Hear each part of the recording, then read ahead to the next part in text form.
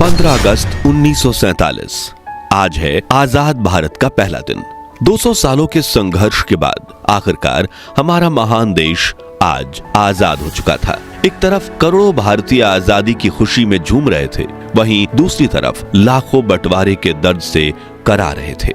उस शाम 5 बजे इंडिया गेट के पास प्रिंसेस पार्क में लॉर्ड माउंटबेटन को ब्रिटेन का झंडा उतारकर भारत का तिरंगा झंडा फहराना था। उनके सलाहकारों का मानना था कि वहां करीब 30,000 लोग आएंगे, लेकिन वहां 5 लाख लोगों का सैलाब उमड़ पड़ा। दुनिया के इतिहास में अब तक इतनी ज्यादा भीड़ कुंभ मेले के अलावा कहीं एकत्रित नहीं हुई थी। उस ऐतिहासिक क्षण की तीव्रता का अंदाजा आप इसी बात से लगा सकते हैं कि भीड़ के जोश के सामने हर व्यवस्था नाकाम हो गई। लोगों को रोकने के लिए लगाई गई बल्लियां, बैंड वालों के लिए बनाया गया मंच, वीआईपी गेस्ट की बैठने की गैलरी और रास्ते के दोनों ओर लगी रस्सियां, सब कुछ लोगों की उमड़ती लहर में बह गया। बैंड वालों के चारों ओर इतनी भीड़ थी कि ढोल बजाना तक नामुमकिन हो गया। लोग इतने करीब करीब बैठे थे कि उनके बीच से हवा का गुजरना भी मुश्किल था। उस भीड़ में हजारों ऐसी महिलाएं थीं जो अपने दूध पीते बच्चों को सीने से लगाए खड़ी थीं, इस डर से कि कहीं भीड़ के दबाव में उनके बच्चे कुचले ना जाएं। और जब उन्हें भीड़ का धक्का लगता तो अपने बच्चों को हवा में उछाल देती और जैसे ही बच्चे नीचे गिरने लगे वो उन्हें फिर से पकड़ लेती और यह सिलसिला चलता रहता। एक समय तो ऐसा हुआ कि सैकड़ों बच्चे हवा में उछाले जा रहे थे, मानो आसमान से बच्चों की बारिश हो रही हो। तभी पंडित जवाहरलाल नेहरू वहां पहुंचे। उन्हें देख लोगों ने जय हिंद और भारत माता की जय के नारे लगाना शुरू कर दिया। उनके पीछे लॉर्ड माउंटबेटन की 17 साल की बेटी पामेला भी प्रिंसेस पार्क पहुंची। पंडित नेहरू ने पामेला की तरफ देखा और चिल्लाते हुए बोले, तुम लोगों के ऊपर से फांदती हुई मंच पर आ जाओ, वो बुरा नहीं मानेंगे। पामेला भी चिल्लाई, मैं ऐसा कैसे कर सकती हूं, मैंने ऊंची एड़ी की सैंडल पहनी हुई है। नेहरू ने कहा, सैंडल हाथ में ले लो और आगे बढ़ो। फिर पहले नेहरू लोगों के सिर पर पैर रखते हुए मंच पर पहुंचे और फिर उनकी देखा देखी पामेला भी अपने सैंडल उतारकर हाथों में लेकर इंसानों के सिरों की कालीन पर पैर रखते हुए मंच तक पहुंच गई, जहां सरदार पटेल की बेटी मणिबेन पटेल पहले से मौजूद थी।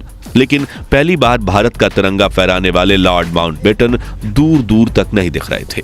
कुछ मिनट ऐसे ही बीते और फिर माउंटबेटन की बग्गी वहां पहुंची, जो लोगों के सैलाब के बीच इतनी बुरी तरह से फंस गई थी कि वो उसमें से उतरने की सोच भी नहीं सकते थे।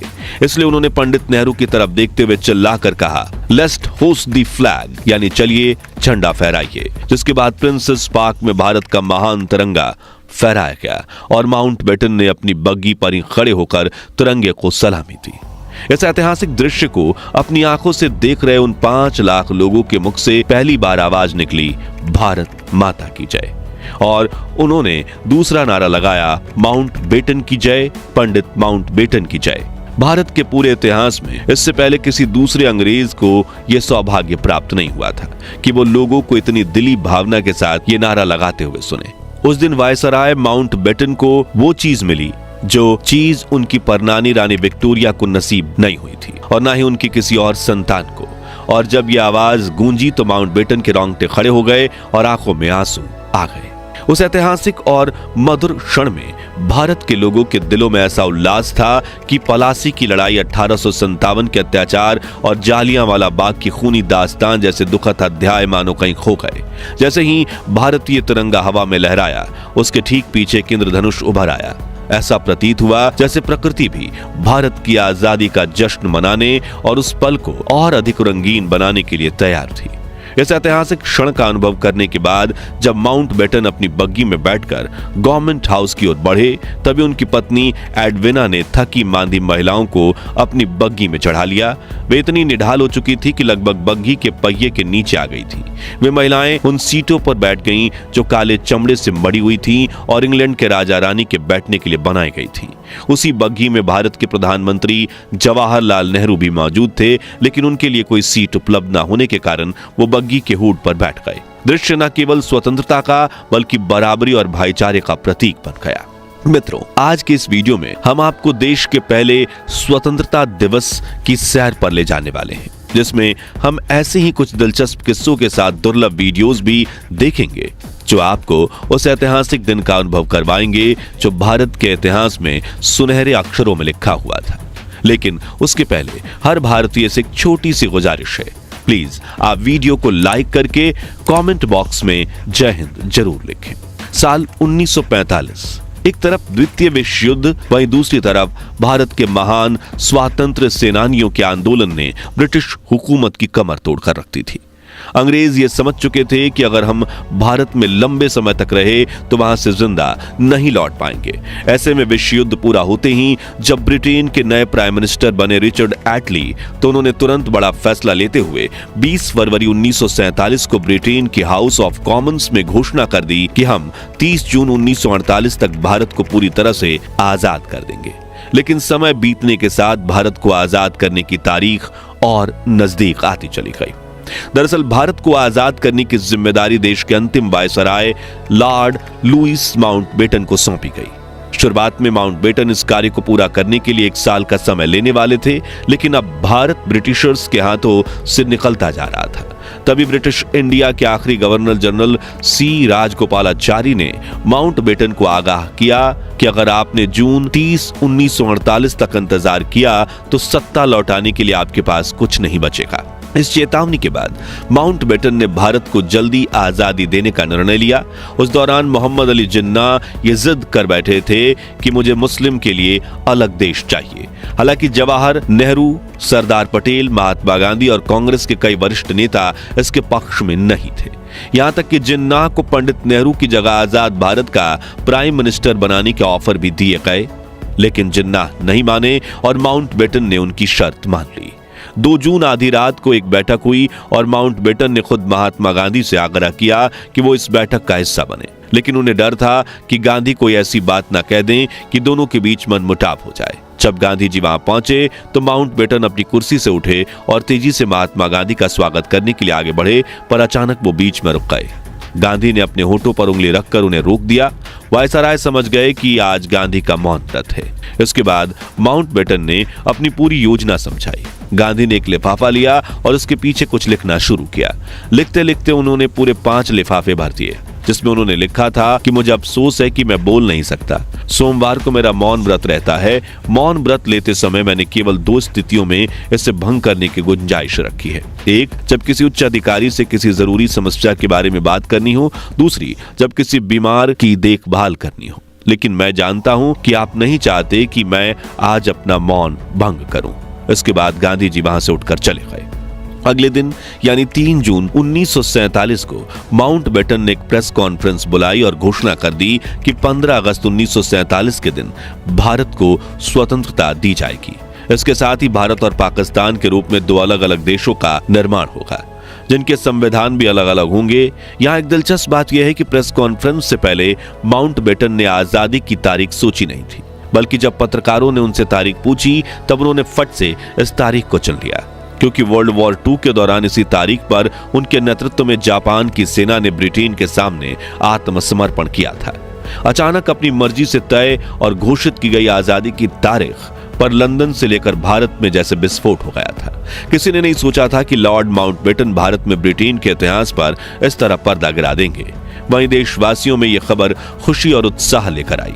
जिस आजादी के लिए लाखों स्वतंत्रता सेनानियों ने अपने प्राणों की आहुति दी थी, अब वह दिन करीब था जब पूरा देश आजादी की खुली हवा में सांस लेने वाला था। मित्रों, क्या आपने कभी सोचा कि आजादी के लिए तो 15 अगस्त की तारीख चुनी गई, फिर स्वतंत्रता समारोह 14 और 15 अगस्त की आधी रात को ही क्यों शुरू किया गया? तो इसके पीछे भी एक खास कारण था। दरअसल भारत के वरिष्ठ ज्योतिषियों के अनुसार 15 अगस्त का दिन ग्रह नक्षत्र की स्थिति के हिसाब से शुभ नहीं था।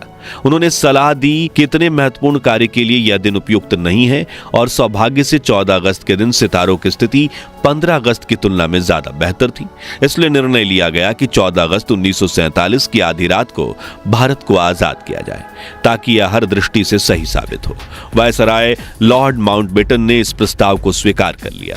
14 अगस्त की रात 11 बजे दिल्ली के संसद भवन के सेंट्रल हॉल में स्वतंत्रता दिवस समारोह आयोजित किया गया। समारोह की शुरुआत सुचेता कृपलानी ने की, जो बाद में उत्तर प्रदेश की पहली महिला मुख्यमंत्री बनी। उन्होंने सबसे पहले अल्लामा इकबाल के गीत सारे जहां से अच्छा और फिर बंकिम चंद्र चट्टोपाध्याय का वंदे मातरम गाया, जो बाद में भारत का राष्ट्रीय गीत बना। ठीक 11:55 पर स्वतंत्रता भारत के पहले प्रधानमंत्री जवाहरलाल नेहरू ने अपना ऐतिहासिक भाषण ट्रिस्ट विद डेस्टिनी यानी नियति से मिलन दिया। भाषण की शुरुआत उन्होंने की, बहुत साल पहले हमने नियति से एक वादा किया था और अब वो समय आ गया है जब हम अपनी नियति की उस प्रतिज्ञा को काफी हद तक पूरा करेंगे। आधी रात के समय जब दुनिया सो रही होगी, भारत जीवन और स्वतंत्रता के लिए जागेगा। उन्होंने आगे कहा, इस आजादी के दरवाजे पर जब हम खड़े हैं कि हिंदुस्तान किसी एक फिरके का मुल्क नहीं है, एक मजहब वालों का नहीं है, बल्कि बहुत सारे बहुत किस्म के बहुत धर्म और मजहबों का है। किस तरह की आजादी हम चाहते हैं। उनके इन शब्दों ने आजादी के महत्व और नए भारत के सपने को बखूबी अभिव्यक्त किया। फिर जैसे ही घड़ी ने 12 के रात बजा दिए, शंखनाद की गूंज पूरे सेंट्रल हॉल में फैल गई। वहां मौजूद लोगों की आंखों से खुशी और भावुकता के आंसू बह निकले और महात्मा गांधी की जय के नारों से सारा माहौल गूंज उठा। इसके बाद आजादी के लिए अपने प्राण न्यौछावर करने वाले वीर स्वतंत्रता सेनानियों की याद में 2 मिनट का मौन रखा गया। संसद भवन के बाहर मूसलाधार बारिश हो रही थी। इसके बीच हजारों भारतीय इस ऐतिहासिक क्षण का इंतजार कर रहे थे। जैसे ही पंडित नेहरू संसद से बाहर आए, लोगों की भीड़ उमड़ पड़ी। वरिष्ठ पत्रकार खुशवंत सिंह ने उस भावनात्मक पल को याद करते हुए लिखा, हम सब रो रहे थे। अनजान लोग एक दूसरे से खुशी से गले मिल रहे थे। वहीं एक वरिष्ठ अमेरिकी पत्रकार ने इस क्षण का अनुभव साझा करते हुए लिखा, सड़कों पर लोग खुशी से झूमते और चिल्लाते नजर आ रहे थे। हिंदू, मुसलमान और सिख सभी जाति और धर्म के भेद को भुलाकर आजादी का जश्न मना रहे थे। माहौल ऐसा था मानो यह न्यूयॉर्क के टाइम्स स्क्वायर पर नए साल की पूर्व संध्या हो। 15 अगस्त की सुबह 8:30 बजे लॉर्ड माउंटबेटन ने जवाहरलाल नेहरू को स्वतंत्र भारत के प्रथम प्रधानमंत्री के रूप में शपथ दिलाई। आइए इस ऐतिहासिक क्षण की दुर्लभ वीडियो देखते हैं। और हमारे सब प्रधानों के सामने फेडरल कोर्ट के चीफ जस्टिस न्यायमूर्ति श्री हरिलाल कन्या के हाथों देश सेवा की शपथ लेते हैं। इसी तरह गवर्नर जनरल के हाथों अपनी नई हुकूमत के मुख्य प्रधान पंडित नेहरू और दूसरे प्रधान देश सेवा की शपथ ले रहे हैं। आजादी की यह जश्न सिर्फ दिल्ली में नहीं बल्कि पूरे देश में मनाया जा रहा था। हर तरफ भारत का तिरंगा लहरा रहा था। लोग सड़कों पर इकट्ठा होकर देशभक्ति के गीत गा रहे थे। हर तरफ भारत माता की जय, महात्मा गांधी की जय, जय हिंद और जय भारत के नारे गूंज रहे थे।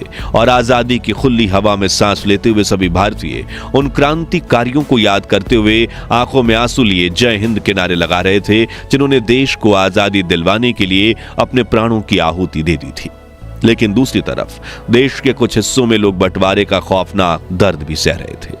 उनके लिए 14 अगस्त की रात खुशनुमा नहीं बल्कि दुख, दर्द और पीड़ा से भरी काली रात थी, जिस विषय में आप हमारी डिटेल्ड वीडियो डिस्क्रिप्शन में दी हुई लिंक से देख सकते हैं। तो मित्रों, भारत को स्वतंत्र राष्ट्र बनाने के लिए जिन महान क्रांतिकारियों ने अपने सुखद जीवन और प्राणों को भी दांव पर लगा दिया, उनके सम्मान में कमेंट बॉक्स में जय हिंद जय भारत जरूर लिखें। ये वीडियो पसंद आई हो तो इसे लाइक और शेयर करें। 5100 लाइक्स जरूर करवा दीजिए और ऐसे ही दुर्लभ वीडियोस के लिए हमारे चैनल को सब्सक्राइब करके पास वाली घंटी बजाना मत भूलिएगा। जय हिंद, वंदे मातरम।